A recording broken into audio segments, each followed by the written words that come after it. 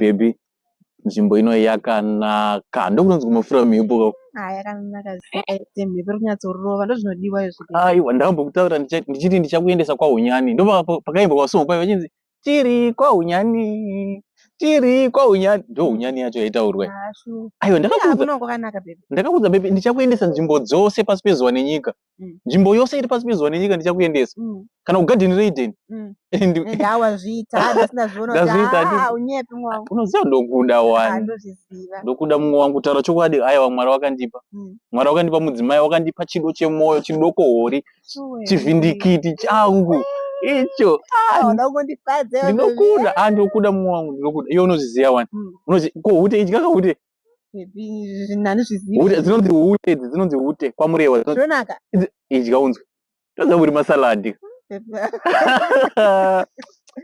muri masaladi ungada kubvunza chi sweetheart saka iwe uchandora rini wachanyanya unogoti ndachanyanya aiwa usandibvunze nyaya dzisina basa.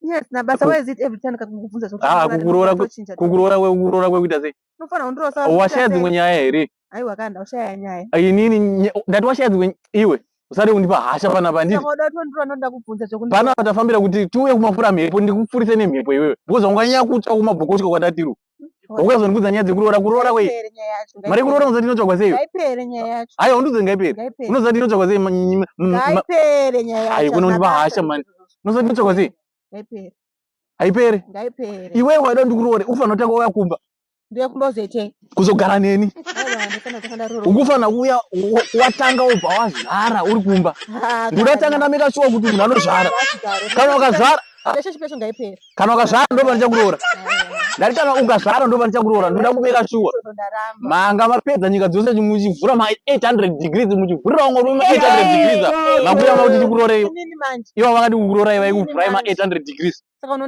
gumbo kuketeni gumbo uko 750 degrees oya inini ndindiroore inini ndinodya mabhonzo manje ndinodya mabhonzo vamwe vakadya munyepo ipa pano chibva pano papanoenda sisiria ndozvatauira pano apa here shit man kuroora kwei unotaura kuroora iyo demeti unondigumbura manini